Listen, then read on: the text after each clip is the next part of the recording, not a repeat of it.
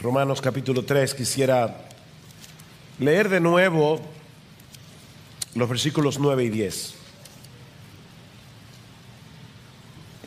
Romanos capítulo 3. Entonces, ¿qué? ¿Somos nosotros mejores que ellos? En ninguna manera. Porque ya hemos denunciado que tanto judíos como griegos están todos bajo pecado, como está escrito, no hay justo, ni aún uno.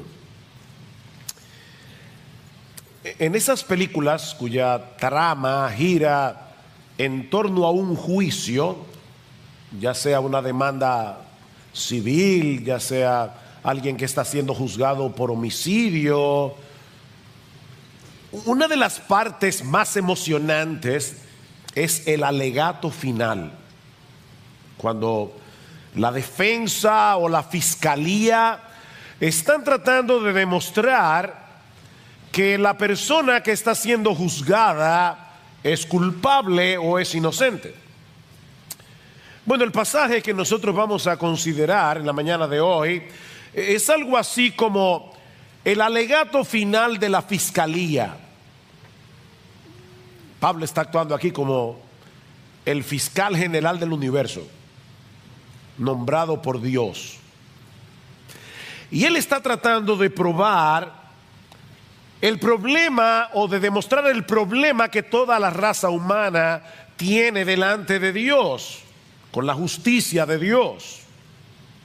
Pablo comienza su alegato, si ustedes recuerdan, enfocando la condición del mundo pagano en sentido general, Romanos 1:18 hasta el final. Luego se enfoca en las personas decentes y moralistas, Romanos 2:1 al 16, para terminar en los judíos, el pueblo escogido por Dios en el antiguo pacto. Y su conclusión es la misma en todos los casos: culpables, culpables, culpables. No existe una sola persona en el mundo que pueda presentarse delante del tribunal de Dios y ser hallada inocente. Todos somos culpables, todos somos merecedores del infierno, porque todos hemos violado la ley de Dios en incontables ocasiones. Mis hermanos, el cuadro que Pablo nos presenta en este pasaje no es nada agradable. Y de hecho puede resultar muy ofensivo para ciertas personas. Todos aquí sabemos que no somos perfectos. Eso lo sabemos. Tenemos debilidades aquí o allá. Pero lo que Pablo nos dice en este pasaje es que nosotros no tenemos ni idea de lo malo que somos. Y eso es lo que el hombre no soporta. No tenemos ni idea. Pablo está tratando de destruir, en este último alegato final, Pablo está tratando de destruir hasta el último vestigio de confianza que nosotros podamos tener en nosotros mismos, porque de lo contrario no estamos preparados para recibir el evangelio que él va a comenzar a desplegar a partir del versículo 21 de Romanos capítulo 3. Alguien ha dicho que en esta porción de la carta a los romanos, Pablo está siendo despiadadamente cruel con el propósito de ser inmensamente bondadoso. Pablo está tratando de ser despiadadamente cruel con el propósito de ser inmensamente bondadoso. Y de paso, mis hermanos, este es un pasaje que nos brinda un excelente ejemplo de lo que significa evangelizar. No le digas a un pecador: ven a Cristo, si él no entiende por qué necesita desesperadamente venir a él. Pablo no comienza su presentación diciendo: acepta a Jesús en tu corazón y tendrás paz. De paso, esa frase no aparece en todo el Nuevo Testamento: acepta a Jesús en tu corazón. No, la Biblia dice arrepiéntete y cree. Arrepiéntete. No acepta a Jesús en tu corazón. Eso no significa nada. Pero ¿cómo yo le voy a decir al pecador, ven, arrepiéntete, cree, si él no entiende por qué?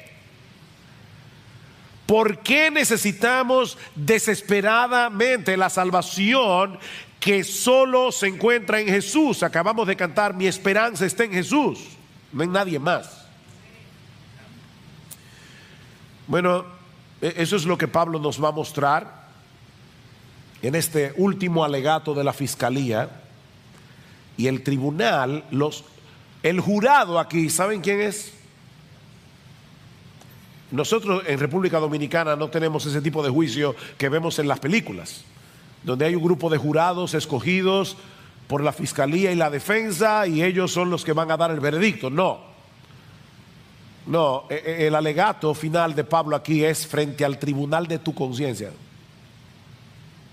Él quiere que tú sientas el peso de tu pecado en tu conciencia. Este alegato final está dividido, o podemos dividirlo en tres partes. La primera parte son precisamente los versículos 9 y 10 que acabamos de leer, y ahí encontramos dos declaraciones generales de la condición del hombre frente a Dios. Vean el versículo 9 una vez más. Entonces, ¿qué? Dice Pablo, ¿somos nosotros los judíos mejores que ellos, los gentiles? De ninguna manera, porque ya hemos denunciado que tanto judíos como griegos están todos bajo pecado. Todos están bajo pecado. Noten que allí no dice simplemente que todos cometemos pecados, como si se tratara de algo incidental en nuestras vidas. Nosotros, los pecadores, creemos que somos gente buena, que a veces hacemos cosas malas. No. Lo que la Biblia dice es que nosotros somos malos, que a veces hacemos cosas buenas por la gracia común de Dios. El problema no es que nosotros a veces pecamos como algo incidental. Pablo dice aquí que la condición natural del hombre, sin excepción, es que todos están bajo pecado. Bajo pecado, sometidos a la esclavitud del pecado. Y el pecado está siendo aquí personalizado por el apóstol Pablo. Es como si Pablo estuviera diciendo, mira quién es tu rey. Pablo es un tirano, el pecado. El pecado es un tirano. El pecado es un dictador que gobierna al hombre a su antojo hasta que Cristo nos liberta con el poder del evangelio. Por supuesto, tú le dices eso a un incrédulo y él jamás podrá verse a sí mismo de esa manera. Y la razón es que el pecado actúa a través de nuestra voluntad. O sea, cada vez que tú haces algo, estás haciendo lo que tú quieres hacer. Y como tú estás haciendo lo que tú quieres hacer, eso te da la sensación de que eres una persona libre. Estás haciendo lo que quieres hacer. Pero la realidad es que estamos tan infectados por el pecado que todo lo que hacemos en nuestro estado natural está regido por algún principio pecaminoso. El pecado es nuestro hábitat, el pecado es nuestra ciudadanía espiritual. Y es interesante notar que Pablo se incluye a sí mismo en este pasaje. ¿Notaron eso? En el versículo 9, Pablo dice, somos nosotros mejores que ellos en ninguna manera, porque ya hemos denunciado que tanto judíos, es decir, dice Pablo, yo mismo, como gentiles, están todos bajo pecado. Cuando nos colocamos frente al estándar de la justicia de Dios, todos nos quedamos cortos, muy cortos. Consecuentemente, todos tenemos un serio problema legal frente a la justicia de Dios. Por eso es que Pablo dice en el versículo 10, como está escrito, no hay justo ni aún uno, no hay justo. Eso es un término legal. Nadie es inocente. Ese es el veredicto que ya fue emitido en la Suprema Corte de la Justicia del Reino de Dios. todos sin excepción somos culpables. En el mundo entero no hay una sola persona que pueda ser considerada justa según el estándar de Dios. Es por eso que Pablo usa un lenguaje tan universalista en este texto. ¿Se dieron cuenta? Como está escrito, no hay justo ni aún uno. No hay quien busque a Dios. No hay quien entienda. Todos se han desviado. A una, todos se hicieron inútiles. No hay quien haga lo bueno. No hay ni siquiera uno. Y tú no eres la excepción. Nadie es justo. Ahora, puede ser que tú no te percibas de esa manera porque te comparas con otras personas y tú ves que eres mejor que otros en algunos aspectos. Definitivamente, casi seguro que tú eres mejor que Hitler o Trujillo o Mussolini. Claro que sí. El problema es, mi amigo, que nosotros no seremos juzgados en comparación con otras personas. Nosotros seremos juzgados según el patrón de Dios. Nosotros seremos juzgados en relación con Dios. Ustedes recuerdan el primer mandamiento que citamos la semana pasada: amarás al Señor tu Dios con todo tu corazón, con toda tu alma, con toda tu mente, con todas tus fuerzas. Y dice el Señor Jesucristo, y el segundo es semejante a este: amarás a tu prójimo como a ti mismo. O sea, nosotros tenemos que amar a Dios con todo nuestro corazón, con toda nuestra alma, con todas nuestras fuerzas, y debemos dedicar la misma devoción con la que nosotros nos amamos a nosotros mismos, debemos dedicarla para amar a otros. ¿Eres inocente o eres culpable? No hay una sola persona que sea justa, porque nadie llena esa medida. Todos nosotros nos amamos a nosotros mismos con todo nuestro corazón, con toda nuestra alma y con todas nuestras fuerzas.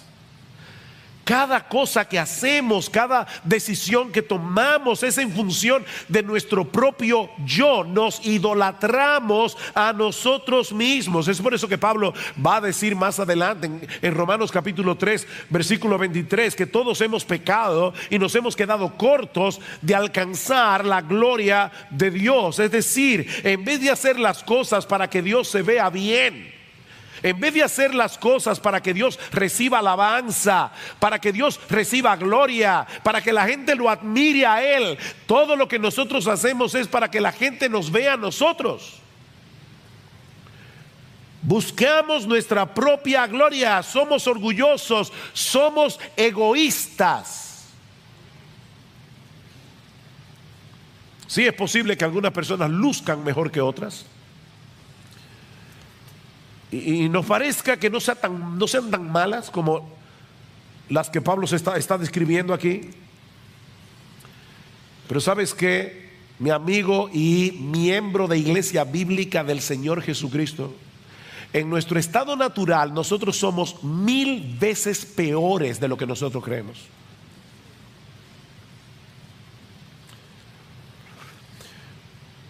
Leí en estos días un ejemplo que creo que puede ilustrar esto.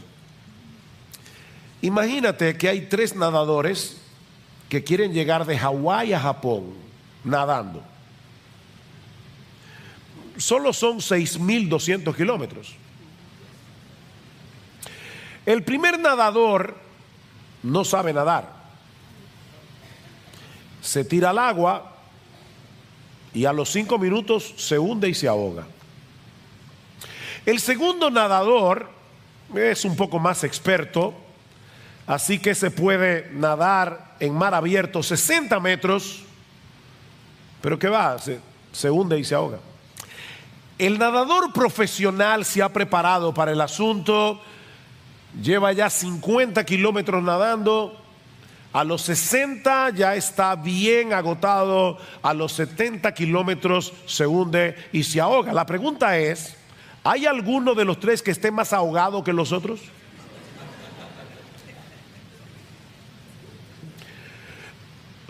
Unos llegaron más lejos, pero todos están igualitos de muertos. Eso es lo que Pablo está diciendo aquí. Todos estamos en la misma condición. No importa, mi amigo, cuán religioso tú seas. No importa cuál sea el nivel de moralidad y de decencia que tú hayas alcanzado en la vida. No importa si tú eres miembro del Club de los Leones o del Club de los Rotarios. Todos nos encontramos bajo el dominio del pecado. Todos somos culpables en el tribunal de Dios. Ahora, ¿cómo luce eso en la práctica? ¿Qué produce esa condición en nosotros? Bueno, Pablo va a explicarnos ahora algunas de las características de los pecadores, precisamente porque estamos bajo pecado. Pero lo que me llama la atención es la forma tan extraordinaria o sorprendente o inesperada en la que Pablo hace esto, porque lo que hace Pablo es presentar una serie de textos bíblicos tomando las escrituras que los judíos veneraban. Recuerden que Pablo está tratando de probar, sobre todo a los judíos, que ellos son tan culpables como los gentiles, a pesar de que tenían la ley, a pesar de que tenían el pacto, a pesar de que eran el pueblo escogido. Así que Pablo toma sus propias escrituras y les dice, y es que ustedes no leyeron el Antiguo Testamento. Ustedes leen todos los textos que yo les voy a citar, ustedes los conocen, pero tienen un velo, ustedes tienen un prejuicio, están tan llenos de ustedes mismos que no pueden interpretar correctamente la Biblia, a pesar de que la veneran. Y lo primero que Pablo nos dice aquí, son 6 cosas que Pablo menciona. La primera es que precisamente por el hecho de que todos estamos bajo pecado, el pecado ha distorsionado nuestra capacidad de razonamiento. Versículo 11. No hay quien entienda. No hay justo ni aún uno, pero tampoco hay quien entienda. El intelecto humano funciona muy bien para muchas otras cosas, pero no para conocer a Dios como Él debe ser conocido, para amarle a Él como Él debe ser amado, para deleitarnos en Él como deberíamos deleitarnos en Él. Pablo dice en Efesios capítulo 4, versículo 17, que los incrédulos andan en la vanidad de su mente, teniendo el entendimiento entenebrecido. Teniendo el entendimiento entenebrecido. Algunos pueden llegar a conclusiones teológicas correctas. Hay incrédulos que saben que Dios es trino, Dios Padre, Dios Hijo, Dios Espíritu Santo. Hay incrédulos que saben que Dios es perfecto. Hay incrédulos que saben que Dios es omnisciente, que Dios es omnipotente, que Dios es santo. Ellos lo saben eso. Pero esa información por sí misma nunca los moverá eficazmente a amar a Dios, y mucho menos a someterse deleitosamente a su autoridad. Mira, una cosa es tener información acerca de Dios, otra muy diferente es conocer a Dios en Cristo y tener una relación personal con Él. Santiago nos dice en su carta que los demonios también creen y tiemblan. Los demonios tienen información acerca de Dios y saben que esa información es verdadera y siguen siendo demonios.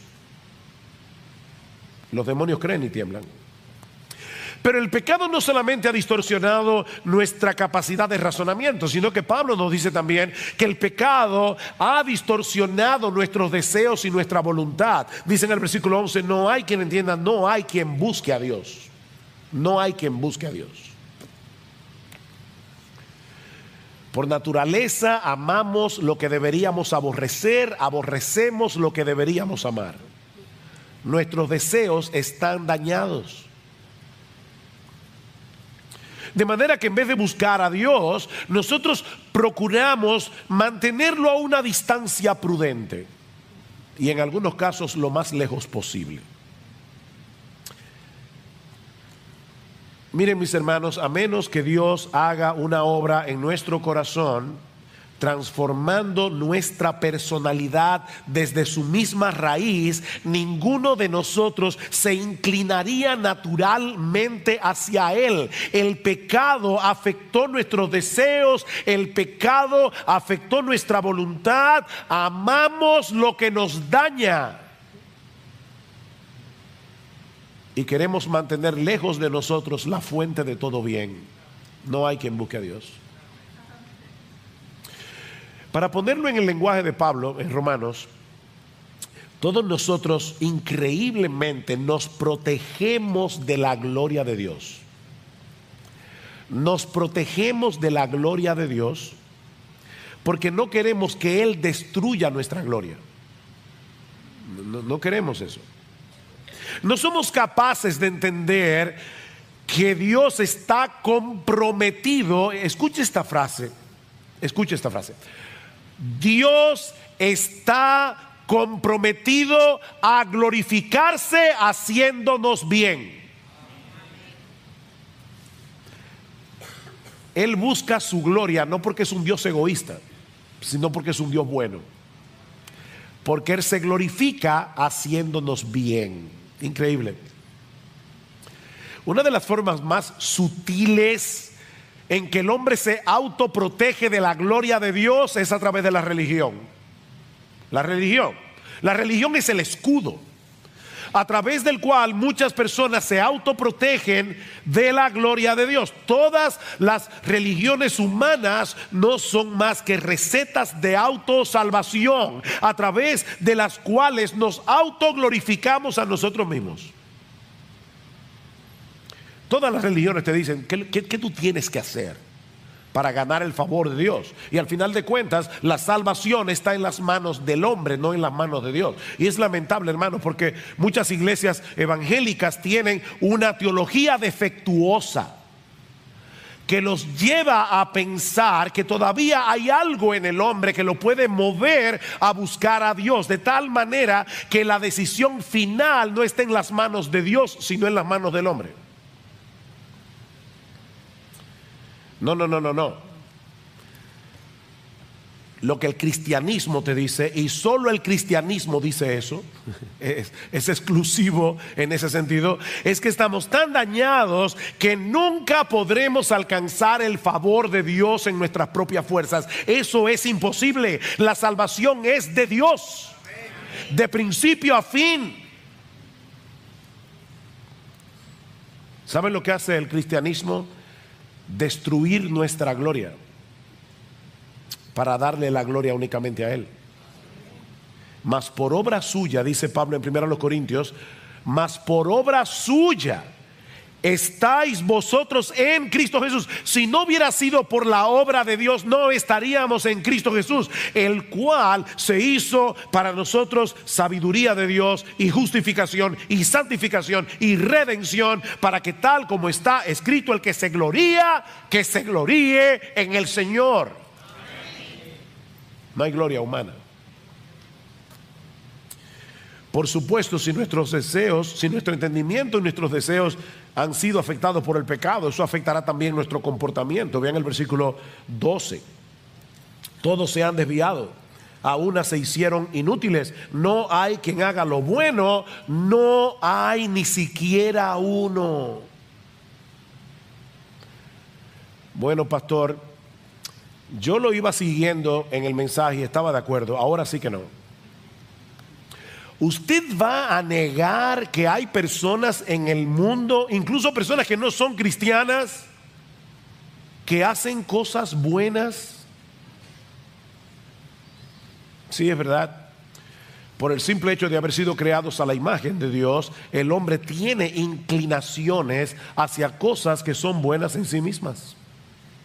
No hay que ser cristiano para ser un padre que ama a sus hijos. Hay esposos no cristianos que nunca le han sido infieles a sus esposas. Hombres fieles.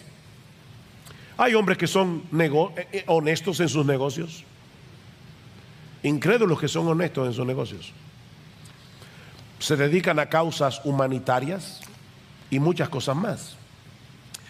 Pero cuando la Biblia habla de buenas obras, no se refiere únicamente a las cosas que hacemos, sino a las cosas que hacemos según el estándar de Dios y buscando la gloria de Dios. Ahí es que la cosa se pone difícil. Ok, déjame ponértelo de esta manera. Tú estás en la 27 de febrero, hay una viejita que quiere cruzar al otro lado. Así que tú ayudas a la viejita, la tomas del brazo y la vas cuidando de los carros y la llevas sana y salva al otro lado. Pregunta, ¿es esa una buena obra? ¿Sí o no? Ok. Algunos dijeron sí, yo digo depende. Depende. ¿Qué tal si tú estás ayudando a la viejita a cruzar al otro lado de la calle porque está más oscuro y quieres robarle la cartera? ¿O qué tal si tú estás ayudando a la viejita porque tú quieres que la gente te vea y te admire y piense bien de ti? ¿O qué tal si tú estás ayudando a la viejita porque tú crees que al hacerlo de alguna manera te estás ganando el favor de Dios? Vas a hacer una transacción con Dios. Yo sé que yo pequé ahorita, hice lo que no debía hacer, pero ahora ayudé a la viejita. Entonces, compensa. ¿Se dan cuenta, mis hermanos? Una buena obra no se puede definir por la obra en sí. La motivación lo cambia todo. La motivación lo cambia todo. Si tú no hiciste lo que hiciste para la gloria de Dios, ya no es una buena obra. Dice el Señor en Mateo capítulo 5, versículo 16: así alumbre vuestra luz delante de los hombres, para que vean vuestras buenas obras y glorifiquen a vuestro Padre que está en los cielos.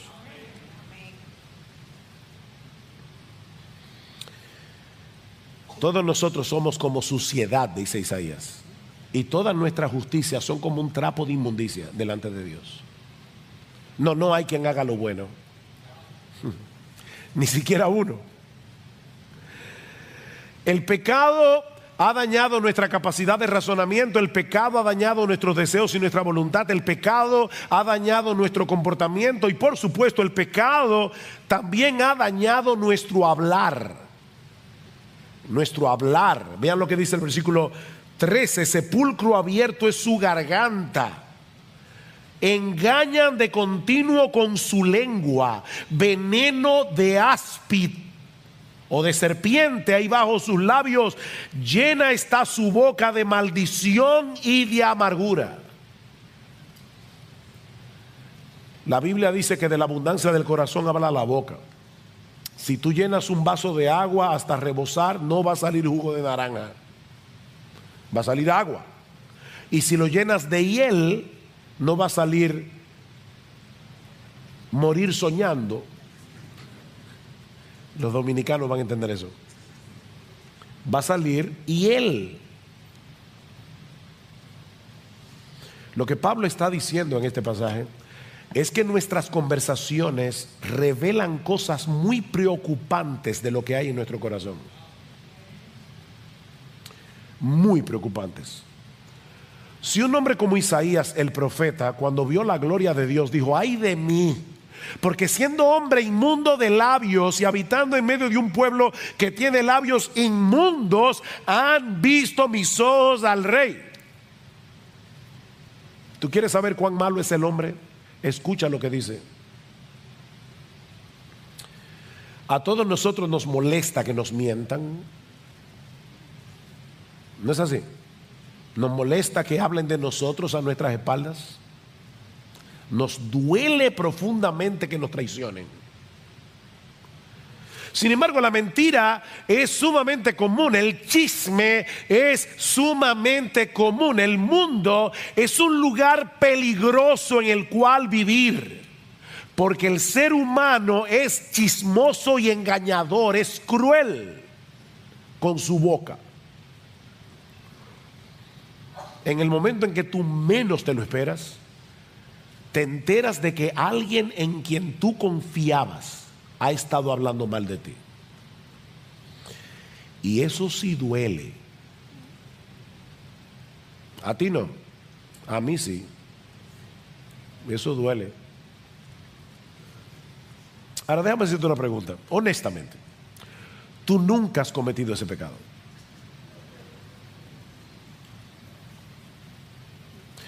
Yo no lo voy a hacer, pero me encantaría decir, levanta tu mano. ¿Tú nunca has hablado mal de nadie a su espalda? Nunca. No. Bueno, por lo menos, si tú crees que no, estás cometiendo el otro pecado. Eres un mentiroso.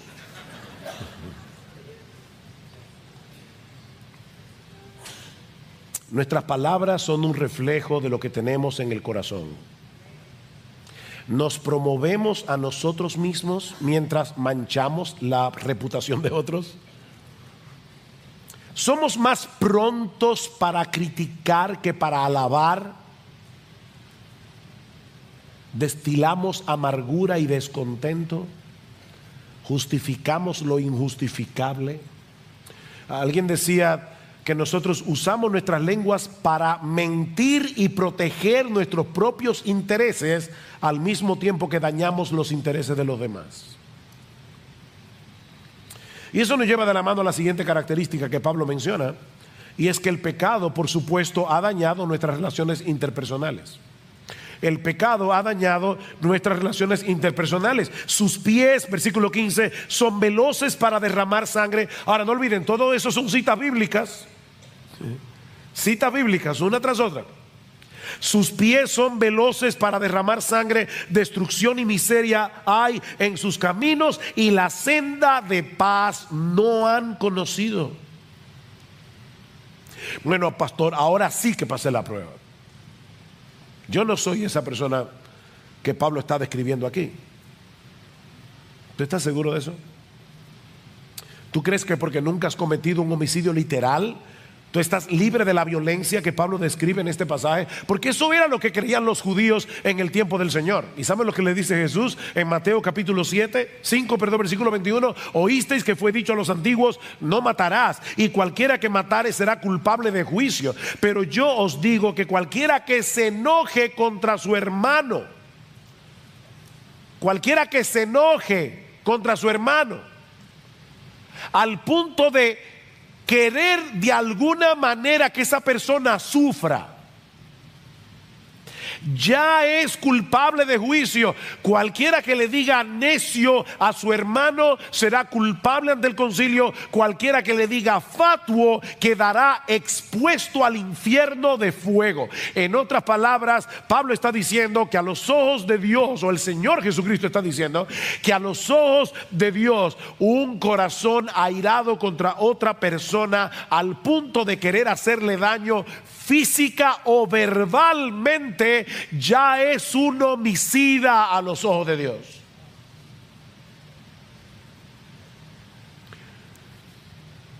Puede que no le pongas un dedo encima, pero tan pronto comenzamos a usar expresiones hirientes, irónicas, denigrantes, para descargar nuestra ira, para descargar nuestro enojo, ya somos culpables de homicidio, dice Jesús.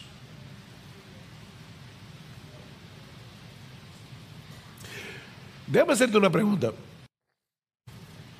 ¿Cómo tú reaccionas cuando alguien se interpone entre tú y tus deseos?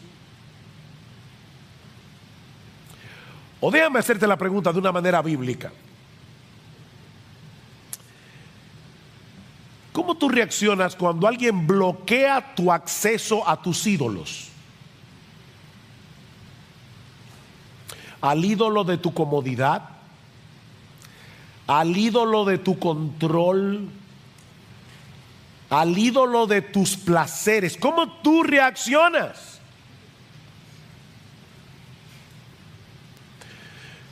Padres, el hecho de tener este entendimiento de la naturaleza humana será de vital importancia para la crianza de nuestros hijos. de vital importancia, a menos que veamos a nuestros hijos a la luz de lo que Pablo nos está diciendo en este pasaje. No vamos a entender muchas de sus reacciones cuando los estorbamos. No vamos a entender por qué nuestros hijos, lo mismo que nosotros, necesitamos desesperadamente el evangelio. Y de paso, eso también nos ayuda a entender por qué el proceso de santificación es tan difícil. Porque nosotros somos justificados en un instante cuando creemos en Jesús.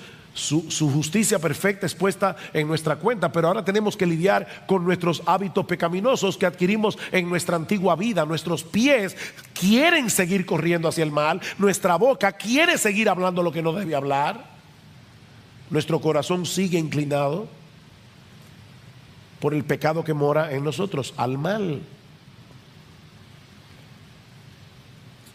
Ahora, la parte más crítica de este diagnóstico es el hecho de que el pecado ha dañado nuestra relación con Dios.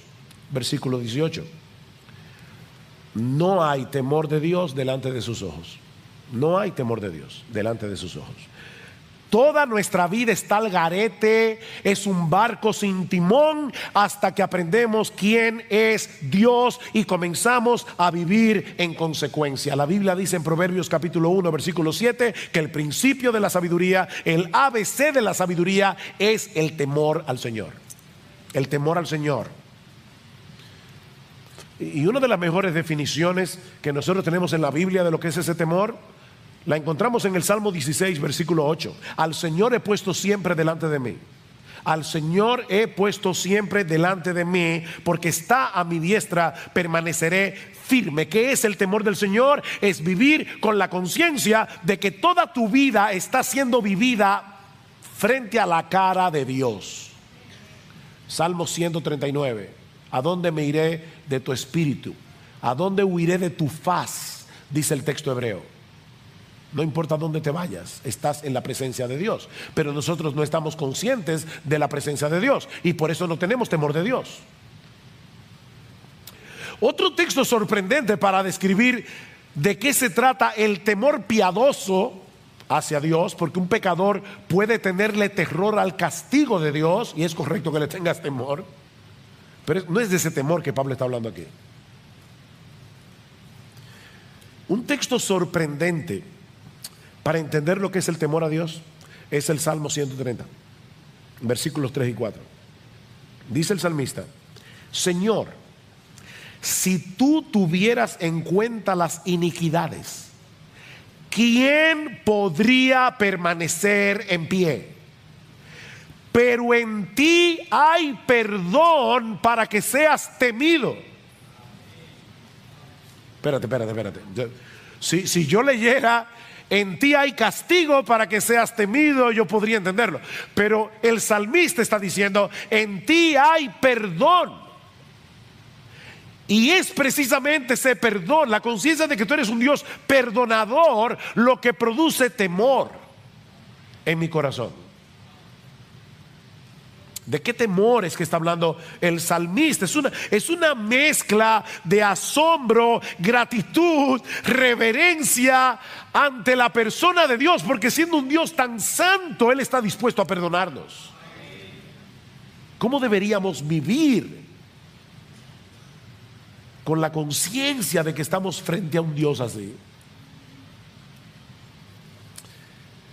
Pero el incrédulo ha decidido vivir de espaldas a Dios, como si lo que él pensara de las cosas no tuviera la menor importancia, como si nunca nosotros fuéramos a presentarnos, a comparecer delante de su tribunal para dar cuenta de nuestra vida. Miren, si nosotros tuviéramos que resumir en una sola frase por qué el mundo está como está, el versículo 18 del capítulo 3 lo resume perfectamente. No hay temor de Dios delante de sus ojos. Esa es la condición humana. El término que usan los teólogos para etiquetar esta condición es depravación total o corrupción radical. O sea, una corrupción que llega hasta la raíz. Lo que esta expresión significa, depravación total, corrupción radical, no es que todos los hombres sean todo lo malo que pudieran llegar a ser, o que todos los seres humanos sean completamente incapaces de hacer alguna cosa que sea relativamente buena. No. Lo que esto significa es que todas las facultades del hombre han sido dañadas por el pecado. Nuestra mente ha sido dañada por el pecado, nuestra voluntad ha sido dañada por el pecado, nuestras emociones han sido dañadas por el pecado. Estamos dañados. Recuerda, Pablo muy sabiamente no nos está dando su conclusión de lo que él ve en el hombre. Él está citando la Biblia para decirnos: eso es lo que Dios ve en el hombre. Este no es el alegato de Pablo, es el alegato de Dios.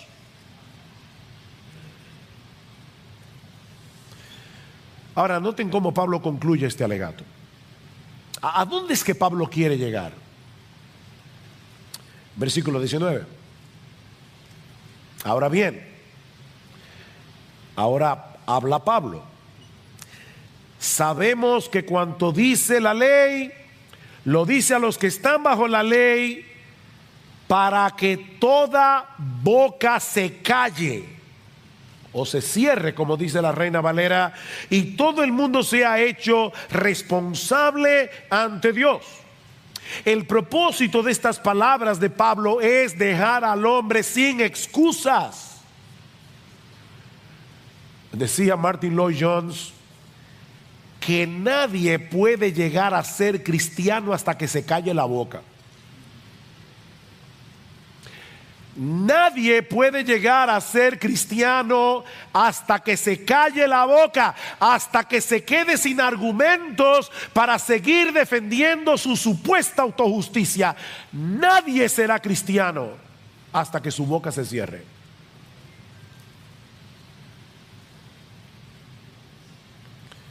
Mi amigo, nadie será justificado, es decir, declarado justo en el tribunal de Dios basado en su propia obediencia a la ley, porque la función de la ley es ayudarnos a ver lo malo que somos. Versículo 20, porque por las obras de la ley ningún ser humano será justificado delante de él, pues por medio de la ley viene el conocimiento del pecado.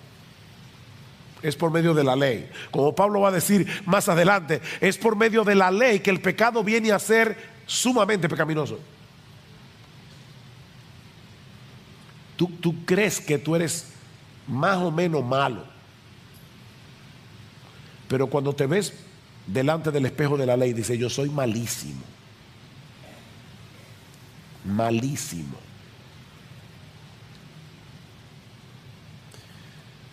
Pero es aquí precisamente donde brilla en todo su esplendor las dos palabras con las que Pablo introduce el versículo 21. Pero ahora. Aquí está toda la basura. Pero ahora. Esos benditos peros de la Biblia. Aparte de la ley, la justicia de Dios ha sido manifestada, atestiguada por la ley y los profetas. Es decir, la justicia de Dios por medio de la fe en Jesucristo para todos los que creen. La justicia de Dios por medio de la fe en Jesucristo. Hay uno solo que es completamente justo. Hay uno solo que entiende. Hay uno solo que guardó la ley de Dios de principio a fin. Hay uno solo que agradó a Dios el Padre a través de su obediencia desde la cuna hasta la tumba. Y ese único ser humano que ha hecho eso es Jesucristo, que es al mismo tiempo Dios. Ahora, noten algo importante, mis hermanos, y yo estoy acabando. Este pasaje que acabamos de leer no es parte de un tratado evangelístico que Pablo escribió para evangelizar a los incrédulos de Roma. Este pasaje es parte de una carta que Pablo escribió a una iglesia, a una comunidad de creyentes. ¿No le llama la atención eso? ¿Saben qué es lo que estoy tratando de decir? Que tú y yo, cristianos, miembros de iglesia bíblica del Señor Jesucristo o de cualquier otra iglesia aquí en esta mañana, tú y yo necesitamos recordar continuamente la condición en que nos encontrábamos cuando Cristo nos rescató. Porque de lo contrario jamás vamos a poder crecer en nuestro entendimiento del amor de Dios, y eso impactará profunda y negativamente nuestra devoción a Él. ¿A dónde va a terminar Pablo? En Romanos capítulo 12: os ruego, hermanos, por las misericordias de Dios, que presentéis vuestros cuerpos en sacrificio vivo, santo, agradable a Dios, que es vuestro culto racional. Es a cristianos que Pablo le está diciendo: no olvides lo que tú eras. No olvides lo que tú eras.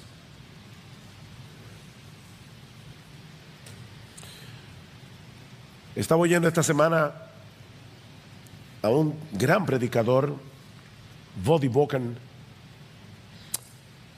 y él contaba en su predicación que en una ocasión él fue a visitar la prisión de más alta seguridad en el mundo. Se encuentra en Angola, y le dieron la oportunidad de hablar con un asesino en serie que estaba allí en la línea de la muerte, es decir, esperando su ejecución. Este hombre se pasa 23 horas del día en su celda, no lo dejan salir 23 horas, solamente sale por 1 hora en una jaula, literalmente, para que pueda ver la luz del sol, y él puede caminar solamente dentro del espacio de su jaula por 1 hora, y luego vuelve 23 horas más a su celda. Y dice Voddie Baucham: cuando yo hablé con este hombre, lo que destilaba su corazón era increíble. Yo nunca había tenido una conversación tan perturbadora en mi vida como la que yo tuve con ese hombre. Y cuando salí de ese lugar me di cuenta de algo: tú puedes enjaular al pecador, pero no puedes erradicar su pecado.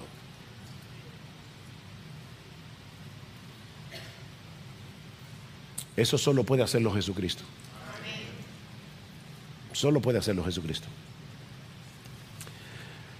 Si tú eres cristiano, tal vez tú dices: wow, pero yo no llegué tan lejos, porque la gracia común de Dios te estorbó. Pero tú y yo somos de la misma masa que ese hombre.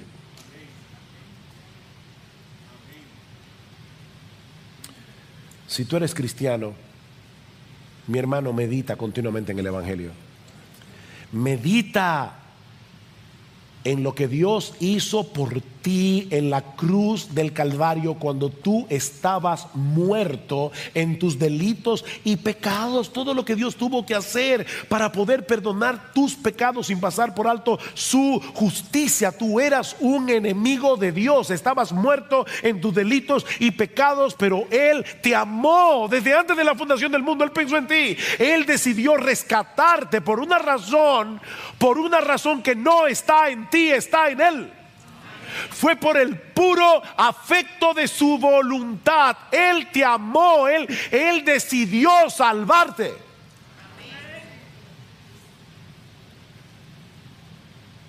Mira, si tú no entiendes eso, no vas a poder crecer en humildad, no vas a poder crecer en tu devoción a Dios, no vas a poder tener una vida fructífera en el Evangelio. Porque así dijo el alto y sublime, el que habita la eternidad y cuyo nombre es el Santo: yo habito en la altura y la santidad, y con el quebrantado y humilde de espíritu, para hacer vivir el espíritu de los humildes y para vivificar el corazón de los quebrantados.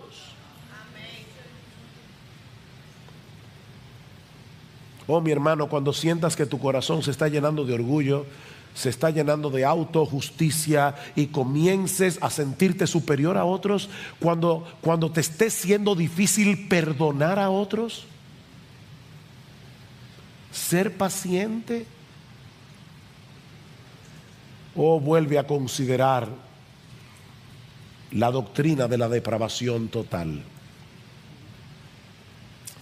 Recuerda lo que eras sin la gracia de Dios, no lo olvides.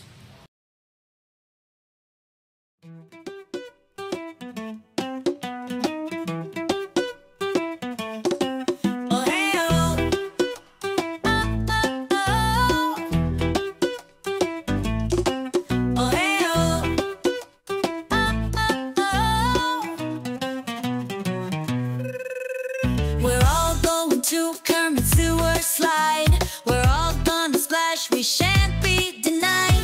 Nothing quite beats it, it's the ultimate ride. So join us to Kermit Sewer Slide. Oh hey oh,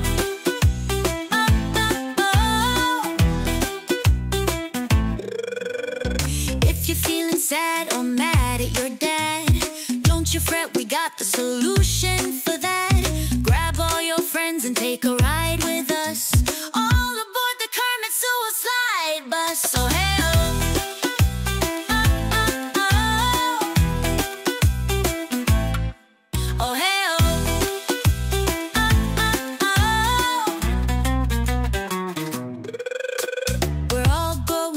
Kermit Sewer Slide. We're all gonna splash, we shan't be denied. Nothing quite beats it, it's the ultimate ride. So join us to Kermit Sewer Slide. Oh hey oh,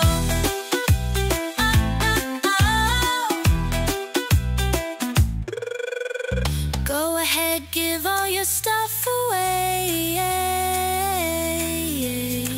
You won't need it anymore anyway.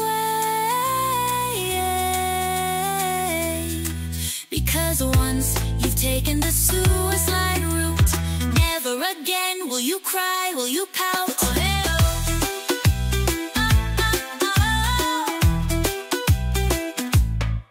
oh, hey,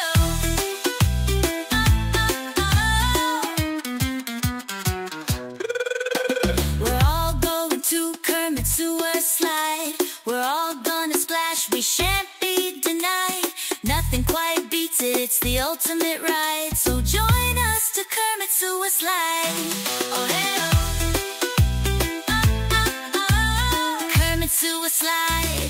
Just say yes. Kermit Sewer Slide. No regrets. Kermit Sewer Slide.